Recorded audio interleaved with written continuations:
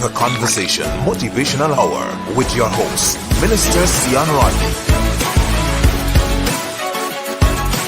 The Conversation.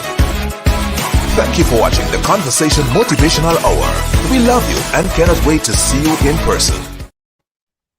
All right, good night everyone. Good night, Ezekiel Demawara, Berbice, Caribbean Island, Caribbean countries, South America, North America, Latin America, Central America, continent of Asia and Africa. You're welcome to the date night with Minister Seon Rodney, Tashana Giddings, and Minister Crystal. Yes, you remember last night I said you have a date with SGGR. Yours truly, Seon Rodney, along with Minister Tashana Giddings and Minister Crystal Dundas. Tonight our topic gonna be bullying. Pastor Satara Puran, you owe me a call. As soon as this program is over, I need you to call me, sir.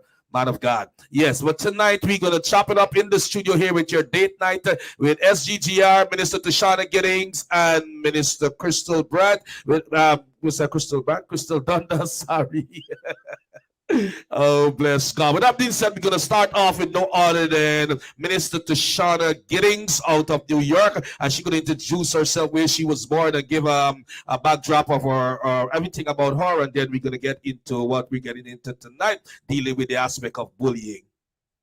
Good evening, everyone. As Minister Seon said, my name is Tashana Giddings. I am originally from the country of Guyana, that's located in South America, Linden to be exact. And I migrated when I was 11 years old. So I spent some years in the Eastern Caribbean on the island of Antigua. And for the past couple of years, I've been hanging out here in the New York area, where I am also a youth president. I am also a youth minister. I have a company by the name of Tag Christian Group, Inc., which is basically an organization that takes the gospel of Jesus Christ out to the world.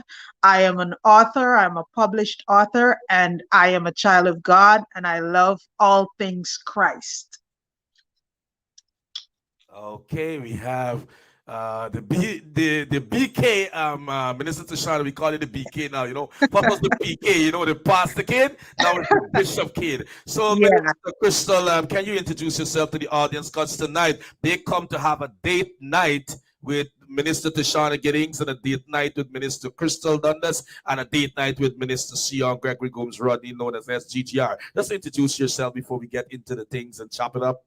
Hey, good evening. My name is Minister Crystal, and I am from Brooklyn, New York. Yeah, I like to always think in my head I'm from England, but that's regular there. But that's another story. But I am so glad to be on this platform. Welcome, Sister Giddings. Thank you, Crystal. All the way from Guyana, but hiding out here in America. Yeah. We won't tell nobody. We won't tell nobody. Thank you. We're just so excited to just share what we have to share tonight about bullying, like what Pastor Seon said. So we are very excited, and we're glad that everyone is here to listen to our discussion as we tie Christ into it. So I'm very excited. Amen. To be on this platform. Yeah, so at the end of it all, Minister Tashana Giddings and Minister Crystal Dundas, you guys going to exchange number because you guys are in the New York tri-state area. Okay. Everyone knows Sounds that. good. Pardon me? Sounds good, yeah. Yes, so y'all can work together. And well, everyone know I am SGGR Seon Rodney. I'm trying to get another device that just went down and back and running while I'm talking to you guys. Yes, but nevertheless, I am SGGR Seon Rodney. I was born in Georgetown, from New Amsterdam, Lat 21 Winkle Road, and then I grew up in a place called Liverpool. That is way up the quarantine Borby, so I'm a Borbician also. And I migrate to the United States of America. I'm a minister of the gospel. I'm a part of 2 non-profit organizations, and also a part of an NGO board, and I'm a part of Sanctuary Presence Kingdom Ministry. I'm the owner of a cleaning company named Buffer's Choice Cleaning Company, and I'm a printing company also in Linden, so I'm Linden too. Also in Atlanta, Georgia, and also to let you know that I'm also have the Conversation Motivational merch, which is packaged by Minister Crystal Dundas Printing Company, Nice. Shauna, she does printing of all sort and all kind, real professional, nothing left lagging, all information forthcoming. And I will tell you, will trust they print. They do t-shirts, they do hats, they do umbrellas, they do backdrops, they do everything that you need to a one-stop shop. And at the end of it all, she's gonna tell you the name of the company. She's gonna tell you the contact number and the information. And also, she is also a part of Winners. The church's Soul Winners Christian Center.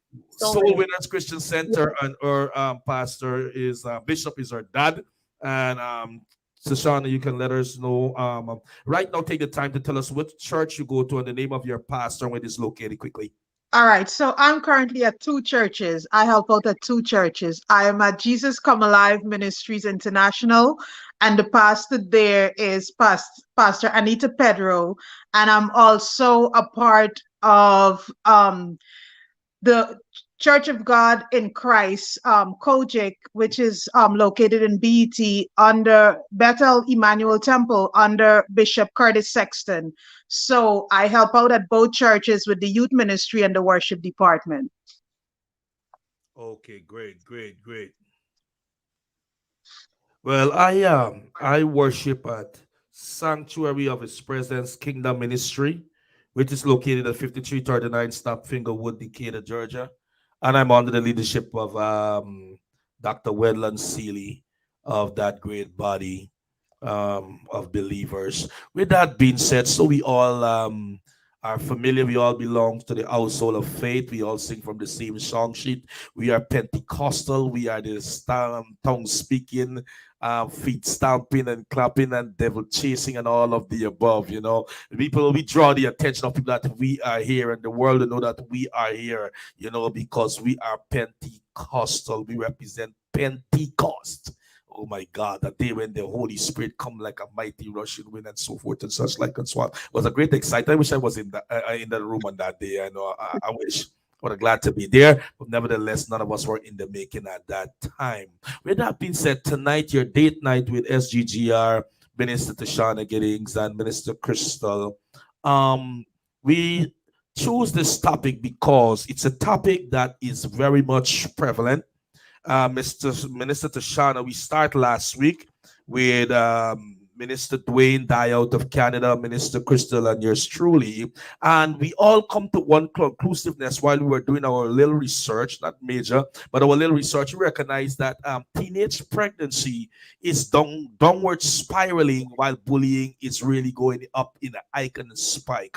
And so therefore, we think that we need to really take our time and make sure that we address the issue of bullying. And also in my studies, I recognize that the State Department is asking everyone. This is what caught my attention today while I was doing the little studies, is that the State Department is asking everyone that can address this issue in a little way that they know that they can, because they don't really have the solution.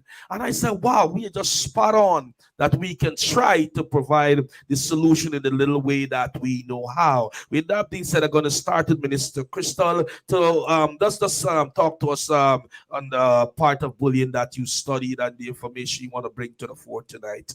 Yes. Okay. So like what Pastor Seon was talking about bullying, and then we touched a little bit on it last week, but now that we come another week to talk about it, there's so much information that I have learned about bullying, that there's a lot of different segments and categories and types of bullying that people experience. And when we think of bullying, we automatically think about kids in school bullying, but it's not only that. There are different, like I said, different kinds of bullying. So there's 6 different types of bullying. There's sexual bullying, there's prejudicial bullying, there's verbal bullying, there's physical bullying, cyber bullying, and relational aggression, which is a type of bullying. And we see that when you can say that in a lot of times, like in relationships, it could be verbal abuse or physical abuse. That is a stem of bullying. Last week we talked about kids and how it starts. How does someone grow up as an adult being a bully? That means it stemmed from their childhood. You know, they were bullies as kids, taking away lunch money, or, move over, let me sit there, instead of like kindly asking. And no one tried to like stop them, tell them, wait, you're wrong. That's not the way you speak to people. So when they get away with it in their younger lives, they become bigger bullies, adult bullies, and take it out in their relationships, or they'll take it out in of like verbal bullying, or judging someone because of the way that they look, or sexual bullying.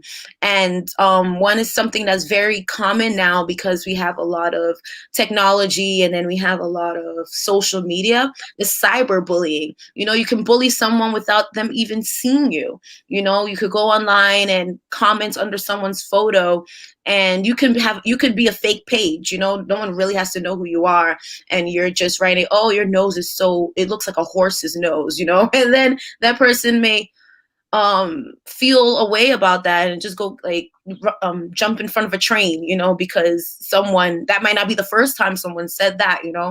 So when we as adults, we have to be mindful, especially if we're getting into relationships, to see if that person's like a bully. And when we're raising kids, see signs of those things, so that they don't turn into adult bullying. But we also, this last thing I'm going to say, we also realize that when you don't like train kids to understand who they are, their identity, they kind of go behind a mask and be somebody else, and then try to take their anger out on other kids, especially if like their parents are fighting in the homes. They see their dads or their mom being aggressive again with each other and things like that. So it stems from the home, and knowing who they are, and knowing their identity, which is in Christ. One more thing, Pastor did say something today about, a kid is good, that's fine, but we have to raise not only good kids, but godly kids. And that will help with bullying.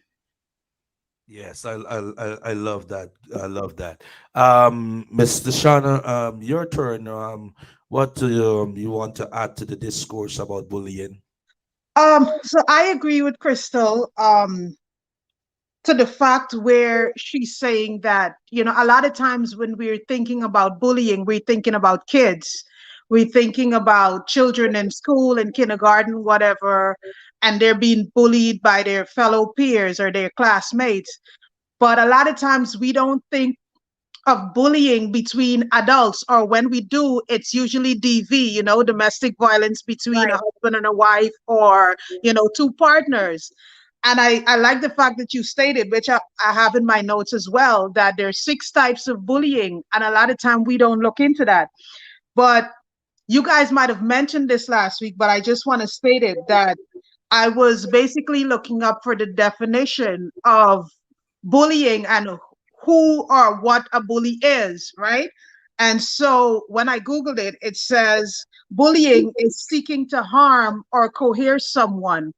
And a bully is someone who habitually is cruel, insulting, or threatening to others who are weaker, who are smaller, or in some way vulnerable, right?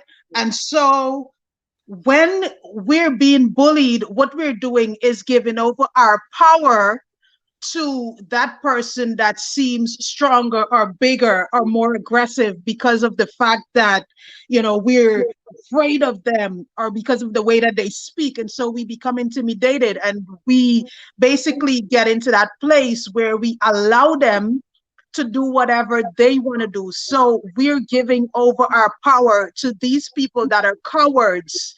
And what happens is, when you place power in the wrong hands, it becomes destructive. And that's where we find a lot of people are depressed.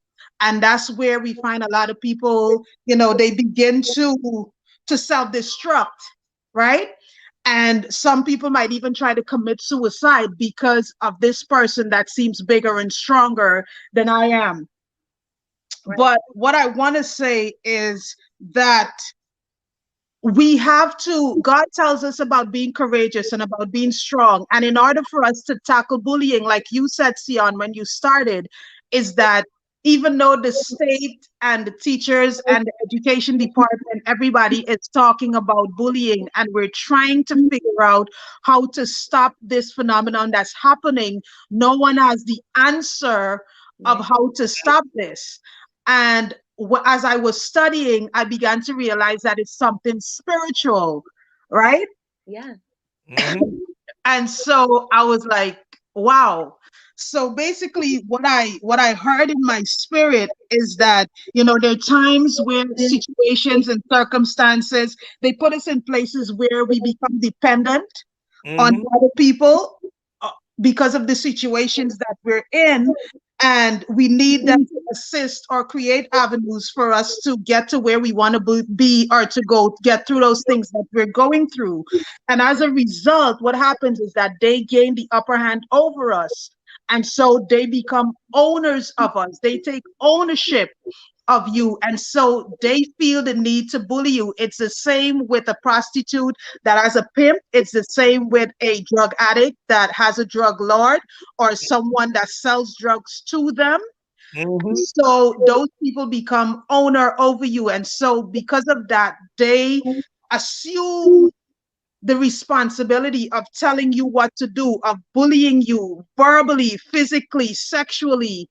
And because of the fact that you're in a position where you see yourself as weak, or where you see yourself as, someone that is smaller than they are, you allow yourself to be intimidated. And that's where bullying takes place. So that's basically where I'm going with it.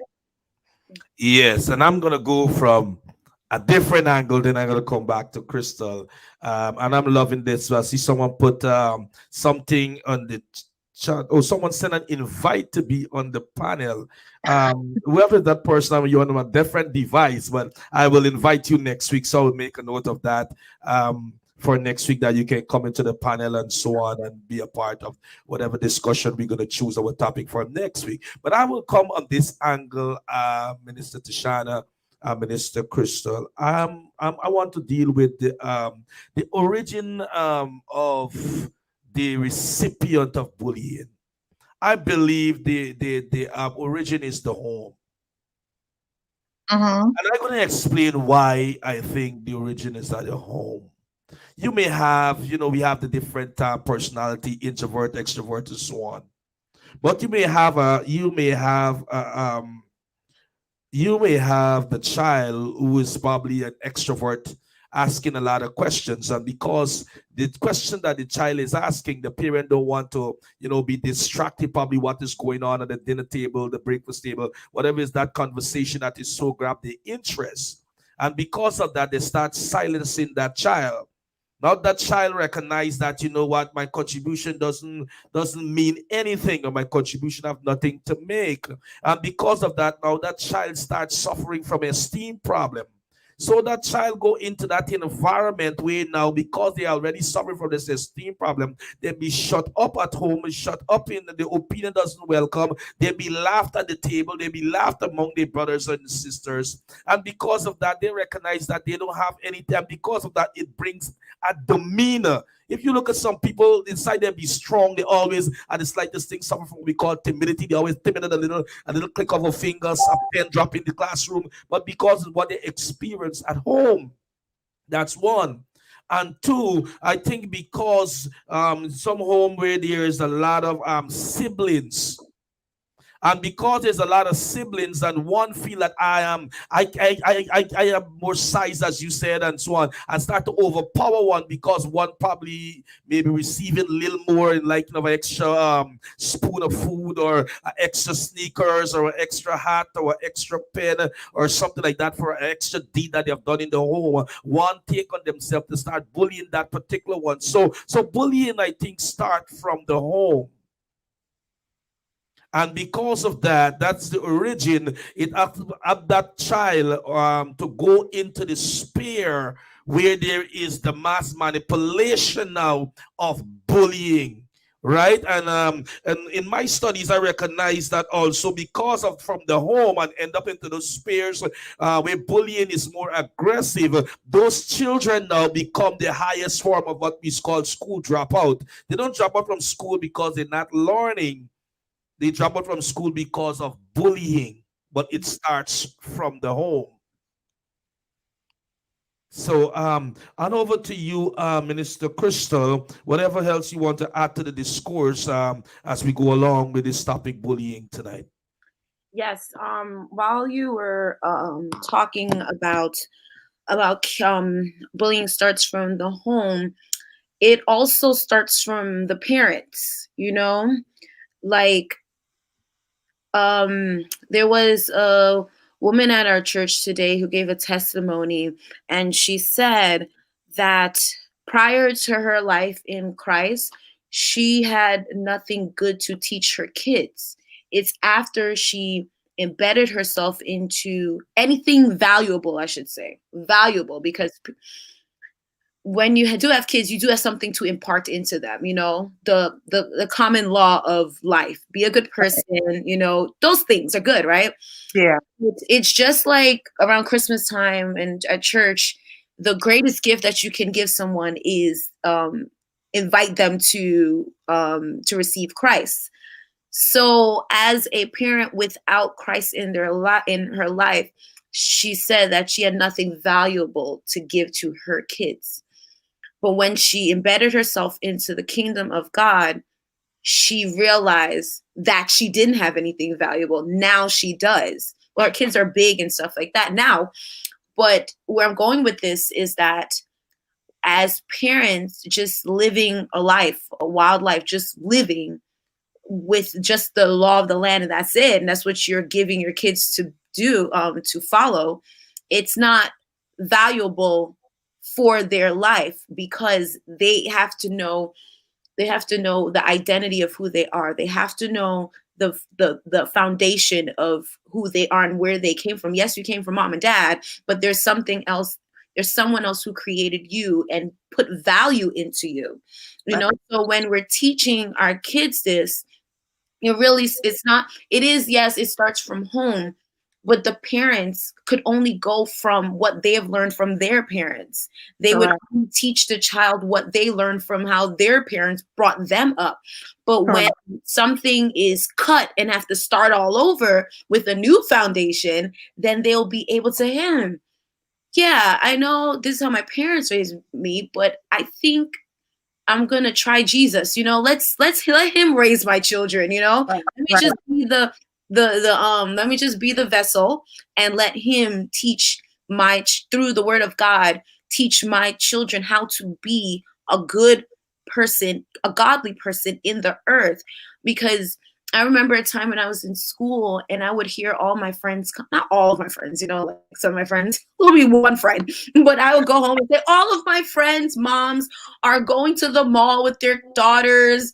My friend told me one time, you know, that over the weekend she went to the mall with her mom. You exaggerated it. Because I'm like, Mom, you don't go to the mall with me on weekends and stuff. But it she was like, I do, you know, I do go to the mall. But the way that my friend told me, I hyping it up, like, you can do this. Meanwhile, my parents they're both entrepreneurs. My mom owned a restaurant at that time. She was also working at a stock exchange in where 9/11 is. And my dad had a business. So it's like, I'm over here complaining and like, you don't do this, you don't do that. Meanwhile, they are doing something in behind the scenes to create a better life for me and my siblings, but I'm not seeing that. So what in this idea of bullying, what I could have done is take that anger that I had and go beat someone up, take their lunch money, their milk and their things, because I feel like I'm coming from a broken home. My mom doesn't go to the mall, just the mall. I'm mad about everything else. You know, she buy me this hat, she buy me this sweater, you know, there's food on the table. But because I can't process my anger properly, I would have become a bully because I wasn't getting my way at home. You know, but the what I was trying to elaborate more is how our parents taught them, that's how they're going to teach us until the cycle is cut and someone gives them the greatest gift, which is Christ Jesus, so Christ can help them raise their children. Right. That's what I say. Yeah, and I love that, and I see that we're all going on the same thing, because you said that it starts in the home, but I wanted to say that it starts way before that. I would even take it to the point where the first man and the first woman was, and when the devil came in and bullied her, and tried to deceive her into eating the fruit, right? So I'm thinking that's basically where it started, and this is how it's becoming spiritual, because as you said, manipulation. He manipulated her into thinking that the fruit is good, and if you eat the fruit, then all of these amazing things was going to happen, right? And as a result, sin entered, and then all of us, we're basically faced with the consequences of sin until Jesus Christ came back, or came and to change all of that, right? But he is saying, listen, I know that this is hard. I know that you have a tendency to trust humans more than you trust me because of the fact that you don't see me, right? It's very hard for us to put our entire trust in God. But he's saying, listen, if you come unto me, I'm inviting you, right, to come unto me, and I will give you rest, meaning that I will give you hope because of the fact that you're hopeless and you're dealing with the struggles and the cares of life. And as a result of this, you're becoming dependent on the wrong people, and they're bullying you in return because of the fact that they're hunters and they're seeing you as their prey. And so when a hunter sees the prey, they see food, they see their meal, right? And when the prey sees the hunter, they see it's either life or death, right?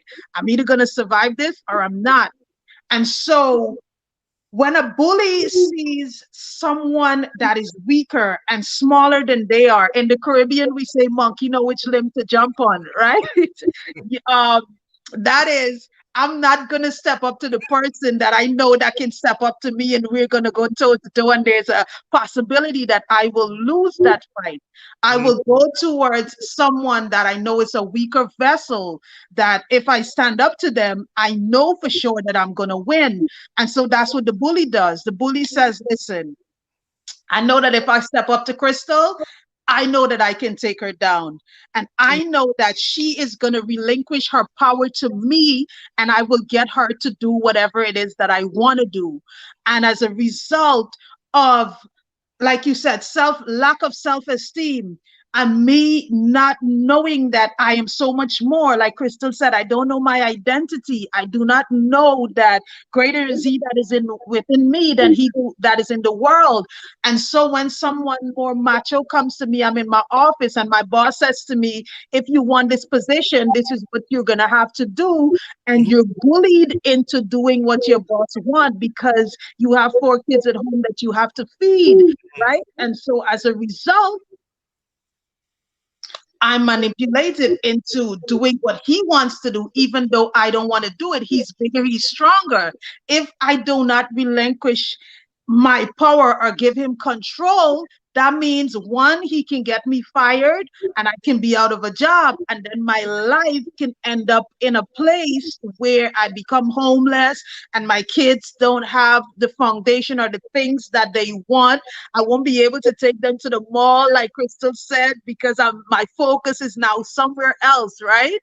And so, but God is saying, listen, I know you're hopeless. I know there's a lot of stuff you're going through, but allow me to keep you away from the bullies of this world, the enemy and the evil and the wicked people that are around you, and just allow me to perform the things that I can. I can perform all things for you. Just trust me. And if you do that, then you will not be in a position to be bullied, because when you're weak, I will make you strong, right? And he's saying, so just give it over to me. Help me to make you hopeful again instead of being hopeless. And let me show you what I can do. And it comes down to relationships for me. I like the part. Yes, yeah, I established in the preambles I'm Guyanese, right? I'm born in 21, like 21 in Cologne, New Amsterdam, and I grew up in Great Liverpool Village. I went to a different Gatsby Memorial Secondary School, so I established now by then I'm full Guyanese. All right, I got a business in Linden. I like the part where you said, I see Krista was laughing. I know she fully understand being more the American kid when you said monkey no one live to jump on. Right, right. I want to tackle the angle from parent in Guyana, more so aid in bullying. Right. When you come home and you was hit by a child and you tell your parent, they establish the fact that no child should really hit you.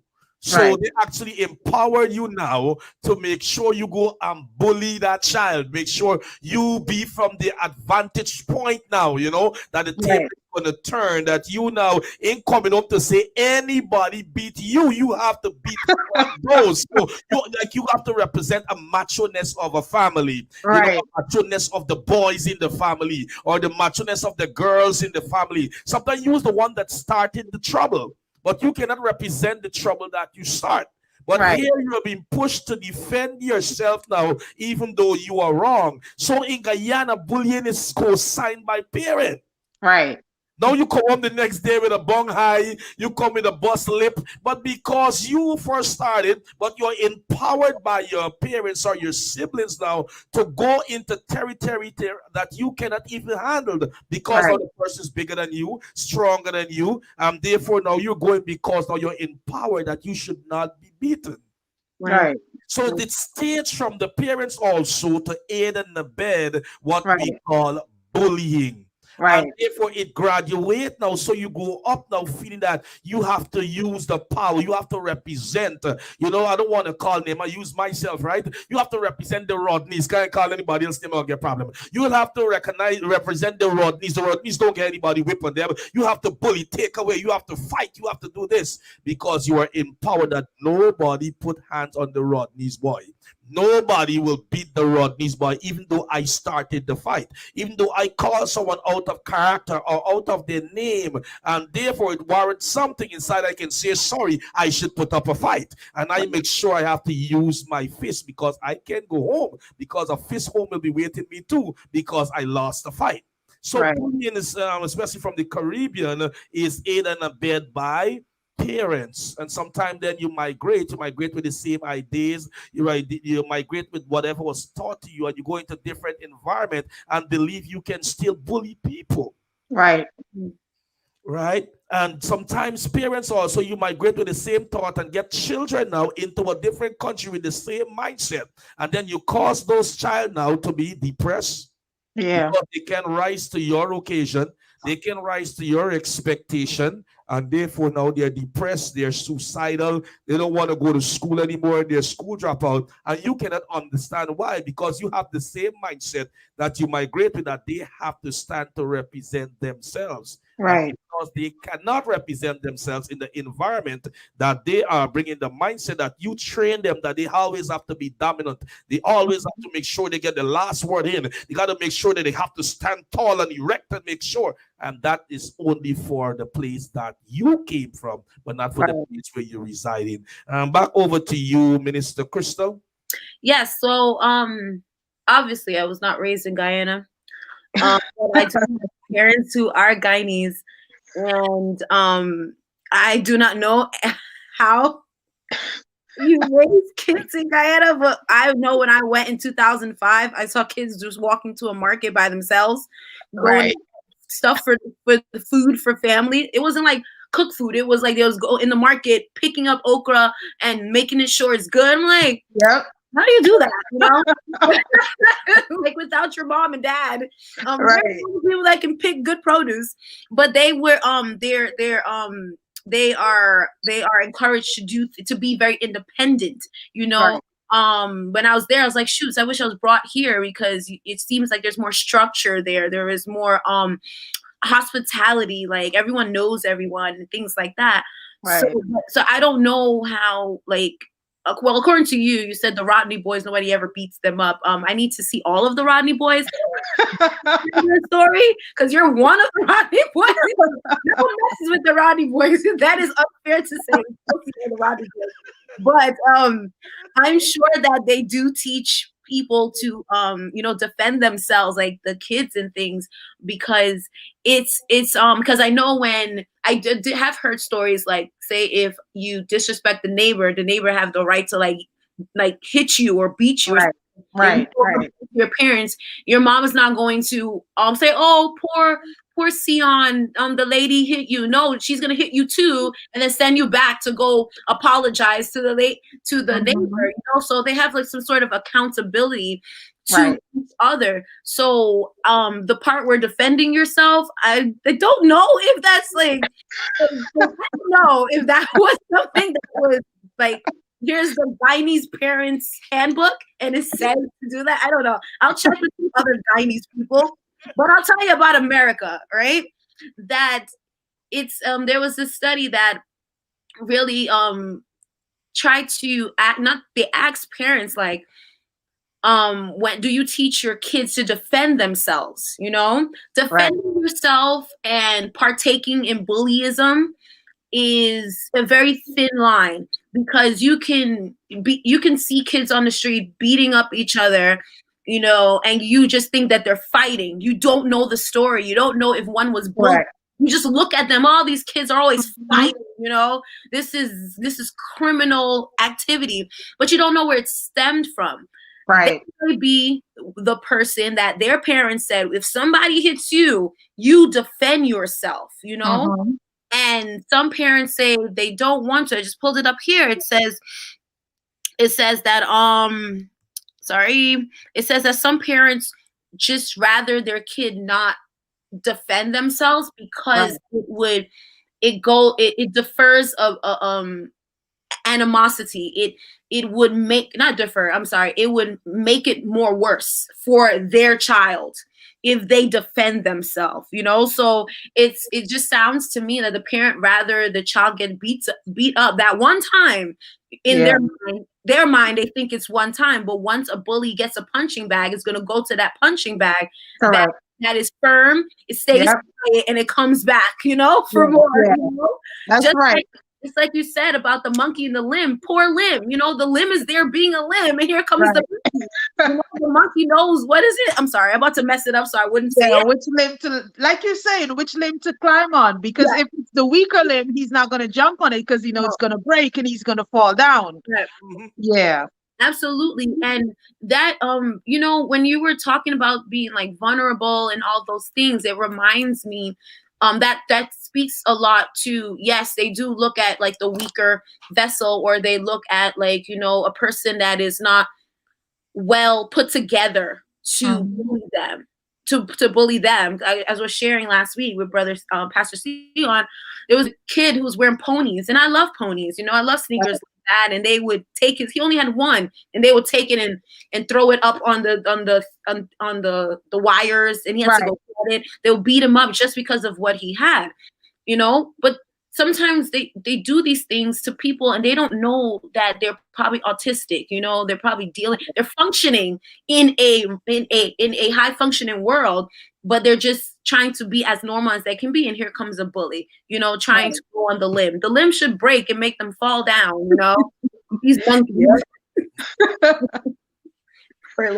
Yeah. So I'm basically saying that a lot of parents just rather, I don't know in my community if that's true, because a lot of the kids, they defend themselves and they really don't care they care about the outcome. If they win, the fight is over. If they don't win, they're coming back for more, and they're bringing other people to make it worse. So that's why I don't know which way I would teach my child to defend themselves, but you got to be smart about it. If you walk away, walk away. If it's really bothersome, I'll just come pick you up from school. That's it.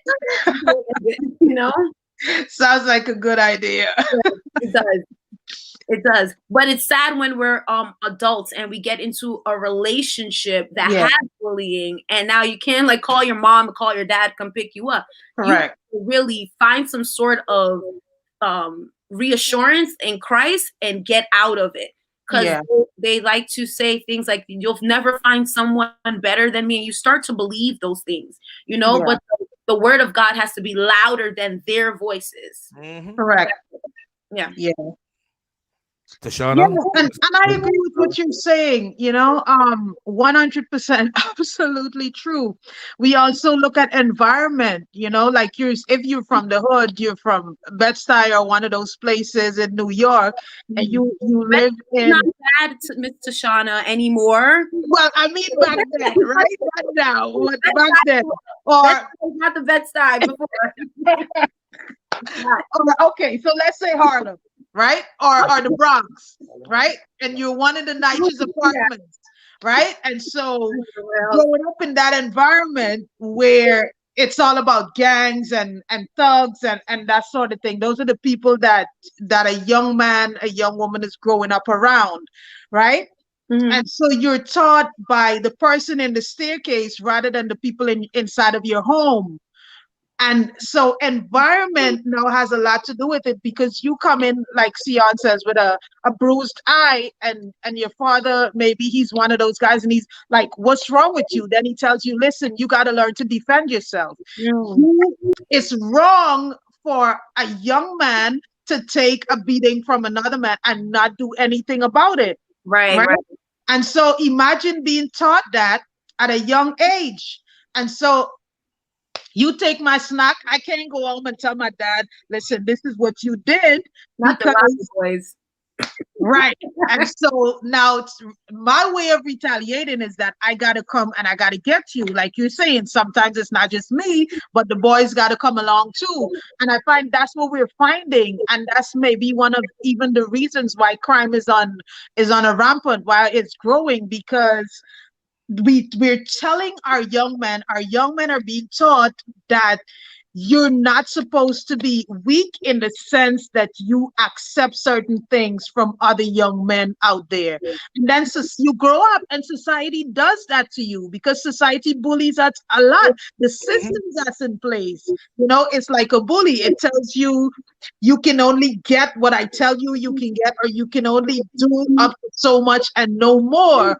But like Crystal is saying, when you put God in that, and when it becomes spiritual, I would want to say you have a relationship. Like she's saying, the word overshadows, right? And so you have a relationship with God, and he's saying, so I'm going to guide you of how to go about things, and I'm going to teach you how to maneuver, the way around these things, so that way that you're not affected by bullying, whether it's societal or whether it's being taught in the community, whatever. I'm going to teach you, because of the fact that once you spend time in me, I'm going to teach you how to build your self-esteem, how to become stronger even in your weakest moments. I'm going to teach you how to overcome and how to win, so you're not dependent on society and you're not dependent on the outcome of your environment and all that stuff. So that's what I think about it. And I have here, each month 282,000 students are physically assaulted somewhere in secondary school. I want you to hear the figure again. Each month, 282 students, this is the United States of America data, are physically assaulted somewhere in secondary school, right? I also have here 90% of students in grade 4 and 8 are harassed or bullied. These numbers are real. These are research numbers. 28% of students in grade 6 and 12 experience bullying. 20% of students in grade 9 to 12 experience bullying. 6 to 12, 99% or 99% of students have experienced cyberbullying. We have 160%, 160,000, kids refuse to go to school each day for fear of bullying. Wow. That's shocking. 70% witness bullying in their school. 10% of students who drop out of school do so due to bullying. So it's real. Yeah. It's spiraling by the day. It's uncontrollable. And imagine the government is asking whoever can try to find solution in the non-profit organization, in the church, wherever they can use to curb this spiraling of bullying. The percentage are real of children who are bullied and those who witness bullying. It's real. These numbers are real. Back to you, Minister Crystal. Yeah, those numbers are outrageous, and we could blame it on so many things. And but we could blame it on a lot of exterior things. But like we're all saying, the interior is what counts, And as you was reading that, I was looking some stuff up, and when we were talking about like what is bullying, and different forms of bullying and the kind of people that bully, I'm gonna go right back there and end up to where you're saying when it says a common reason why kids bully is because he or she lacks attention from a parent at home and lashes out for attention by way of bullying. And what it also said is that the neglect, when parents neglect their kids, because they're dealing with divorce and things like that, they're using alcohol and drugs, and it also aids the child to bully. But then one other thing kind of blew me away, which I know is to be true, about older siblings can be a cause why their siblings are bullying. And when you said those ages, not ages, but those school grades, I can throw it out there that a lot of them have older siblings, right? Or those kids that are being bullied is the middle child, right? And they're being bullied at home from their brother or their sister, and then they go to school and then they try to be brave about like who they are and stuff, but then there's someone bullying them, and they come home and then their folks are bullying them. So it's like they just can't catch a break. So then they might catch a break. They go into the next grade and they start bullying somebody else, hurt people, And then when you're talking about like the government is looking for a solution, when we are looking to, we don't look to the government for a solution. We already know who to go to. But, others, when they're looking to the government to give them a solution, they're asking us, who are the people in congregations or people who are in facilities, to find a solution.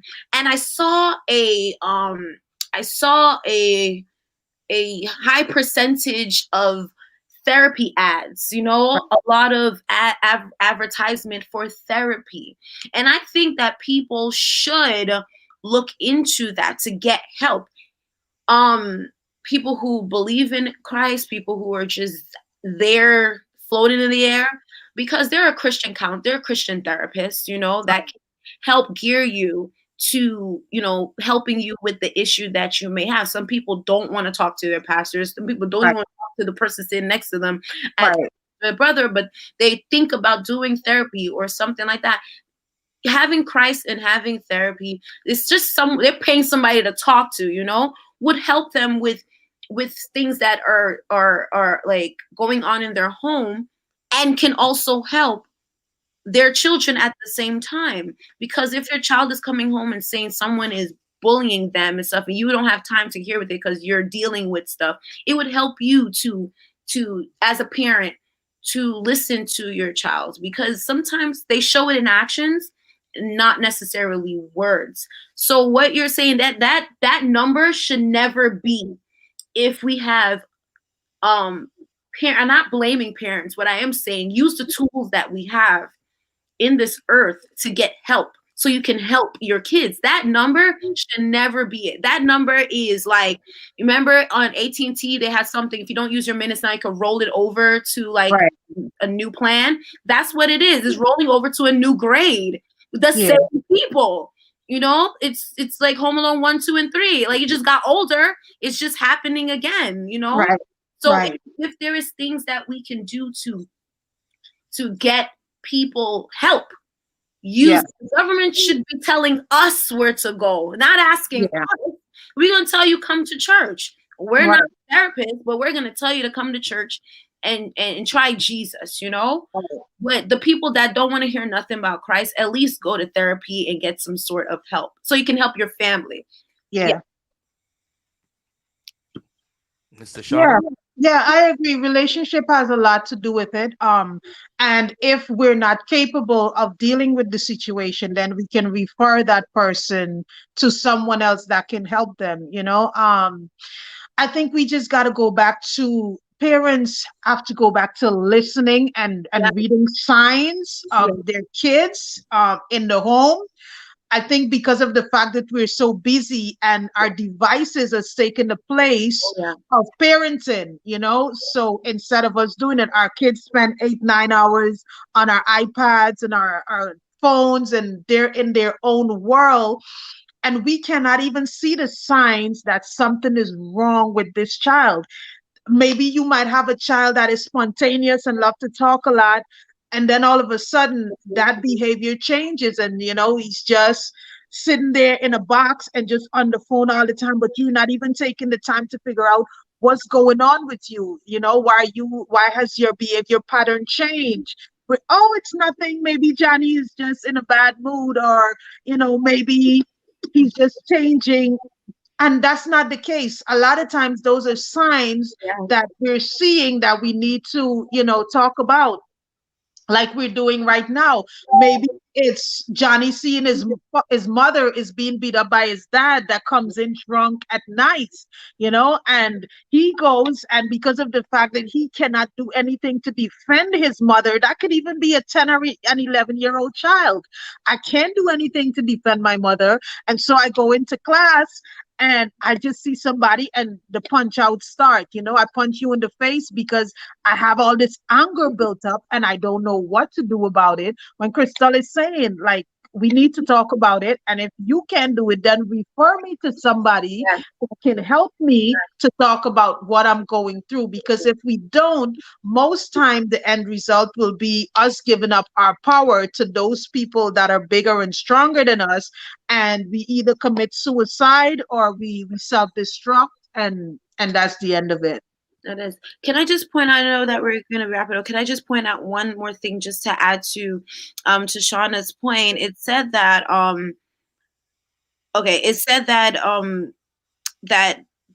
kids usually bully because they learn this behavior at home. Right. It is a learned behavior, which can be unlearned.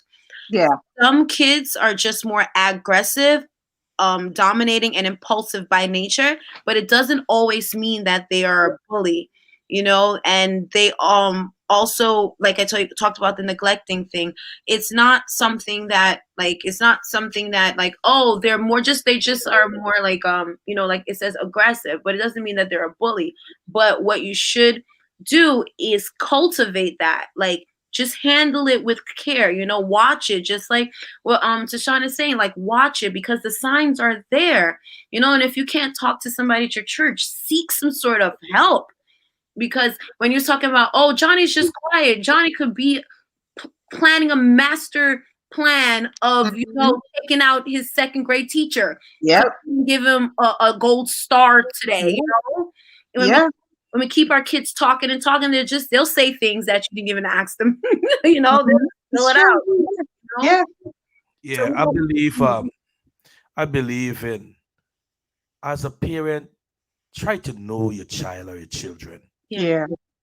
On the flip side, you got to look at when the pattern changes. Yeah. As I said, the home is the origin. The home is where everything breaks and builds, right? You know where this child, find where this child get this aggression from. Find out why this child suddenly become an introvert. Why this pattern or this mood of this child changes. Is either this child being bullied or this child start bullying. Right. And then do not allow your pride keep you away from finding solution. Mm-hmm.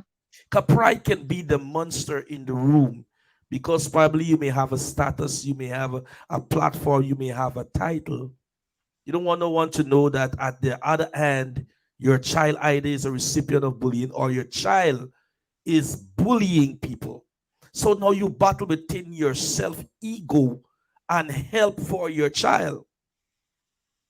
So the child replicate himself in who is close to him. So then we find out that spill over even to start finding bullying gangs. So if we as parents can take cognizance back of looking at the pattern of our children, many have slipped through the crack before, but for those who still making babies, we can start the corrective measure now. It's never too late. Never. You know, it's never too late. Or we can reach out to people and share your experience. It's okay to take a knee. That here I messed up, but someone can learn from your weakness, that they can put what we say in Guyana, a stitch in time save nine. They can able to use where you fell, that they can be strength for them. Mm-hmm. You see what I'm saying? And we need to correct the home environment. There may be a divorce in the home. Do not use that past failure to that child, or mom past failure, vice versa. You know, to let that child either use that as their strength or use it also as their weakness, vice versa, because that is what they're gonna fit themselves into. Also in school or wherever they go. Oh, you bullied us like your daddy was a bully. You know, you telling that guy, man, I got an ego to maintain, man. I got a name to maintain. Mm.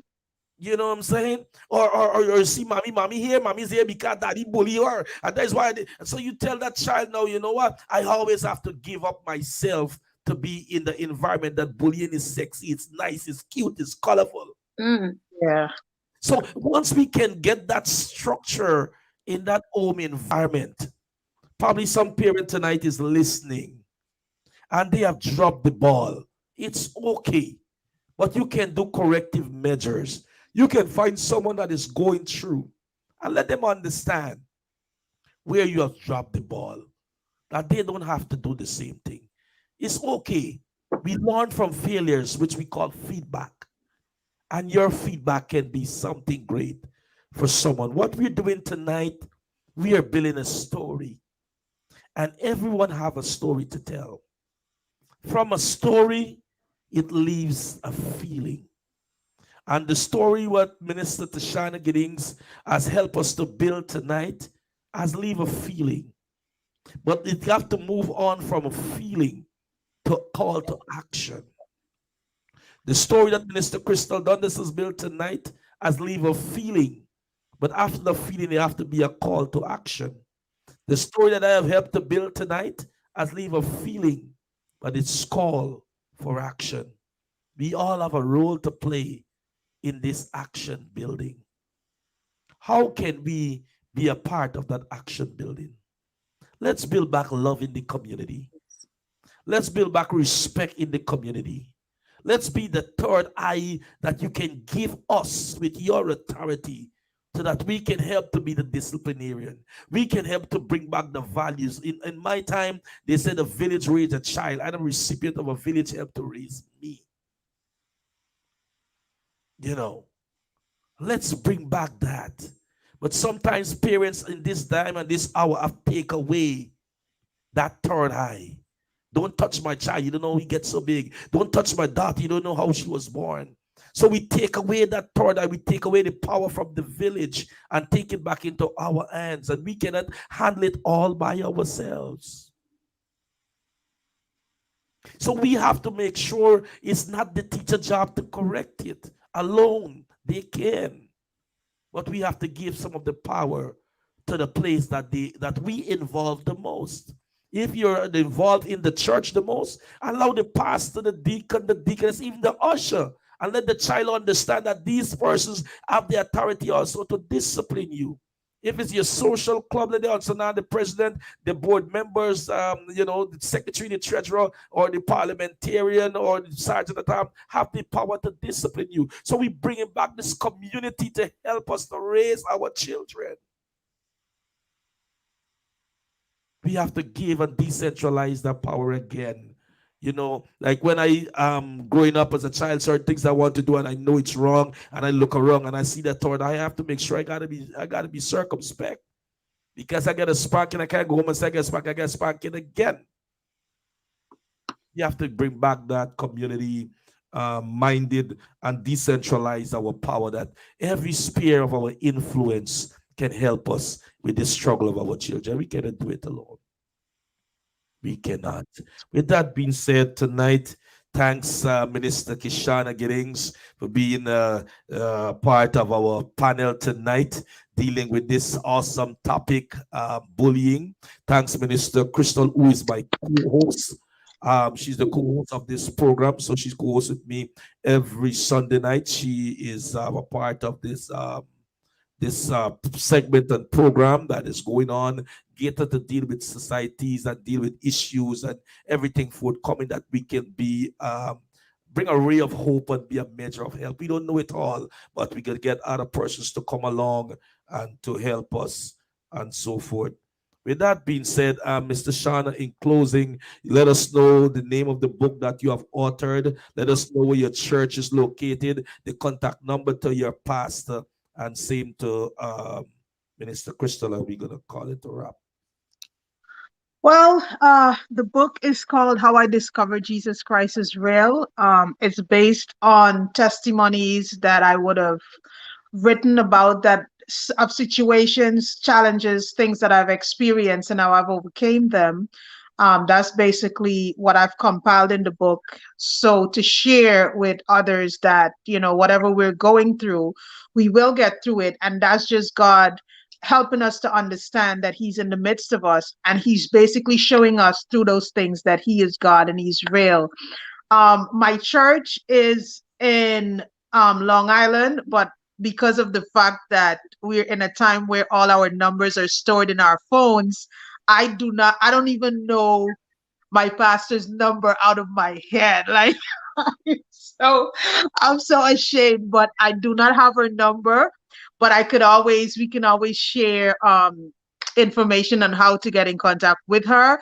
But I just want to say it's an amazing church with amazing people that love God, and we just wanna take the gospel out there.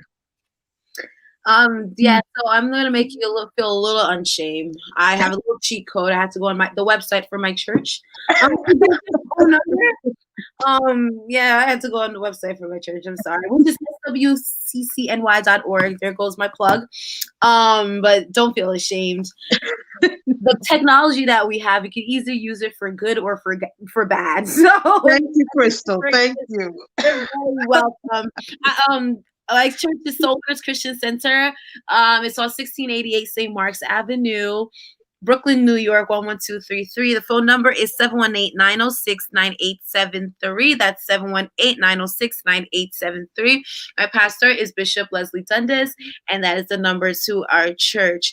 And our website, like I said, swccny.org. You are very welcome to join us, to visit us. You can stream us online, which will be SWCC. So I pray that you come online. We have a morning prayer, which is 6 a.m. to 6:30. All the information is on our website. Yeah. So again, Tashana, please do not feel anything. I'll tell you why. You helped to relieve the pressure and the embarrassment. So thank you very much. You're very welcome. The first day I was here, I didn't even remember how I get to my church. I was like, What was he saying? I was so lost. And then Pastor Seon says he has his churches in Queens and he is in Atlanta. So Yeah. Miss Crystal, Mr. Crystal, can you tell us about the name of your business? oh yes, it is BBF Printing, Building by Faith Printing, and we are a one-stop shop print house, and we do a lot of marketing and promotional items. We do business cards, banners, cups, anything that you want to print on, apparel, things like that. We do pens with words on it, like your business and things like that. Our website is bbfprint.com, and we are also located in Brooklyn. All the information is on our website. That's BBF, like boy Frank, PRINT.com, and our Instagram is the new BBF if you want to check out any of the things that we do. So it's a new year, and there is so many entrepreneurs birthing out of the soil, every second. So we encourage you to come on out, trust us with your vision, and you'll be very happy. Nice. Shauna, can you tell us about the book that you have written and where it's located and the price? It's basically, let me see. I think I got a copy here. You guys can see what it looks like. This is what it looks like. It says, again, How I Discovered Jesus Christ is Real. It's on Amazon. You can find it there. It's at Barnes and Nobles as well. At this point, I think it's $10. Mm-hmm. So it's a very good gift for anyone that's a new beginner in Christ, someone that is lacking in faith and they faith needs to be strengthened. It's a good gift for someone like that as well.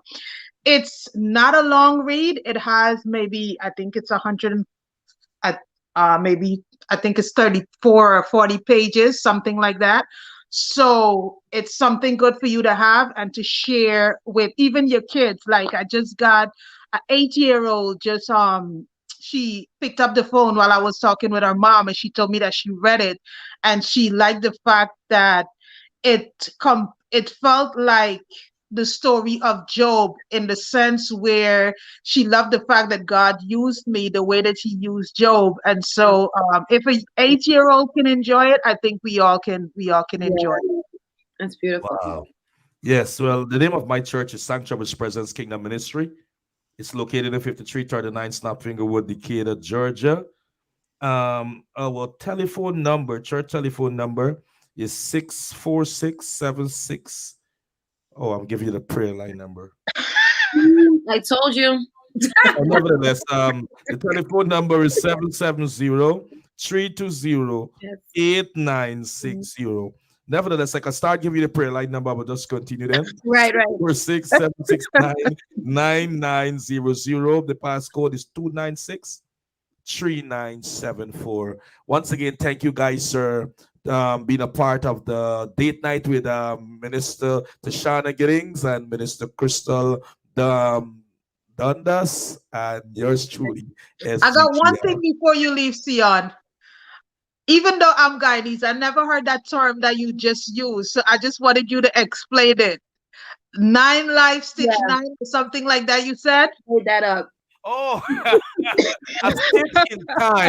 a stitch in time, save 9. Basically, what we're saying is to capture the moment before it leaves you. Okay. So before that child get out of the realm that you had a handle to make sure you curb the behavior pattern and so on, don't wait until you get out of that. So a stitch in time, save 9. I lived Guyana when I was 25 years old. So that's an old Guyanese proverb, but I've never heard it before. So thank you. So you guys have I know great... Crystal was rubbing the back of her head also like, what did you just before at all? Yes, you guys have a great and productive night. Thank you. No one else that continue yourself to be the best version of who God has called you to be. And I always ask my panel to stay in the green room for another seconds after we end the program. Okay. Bye.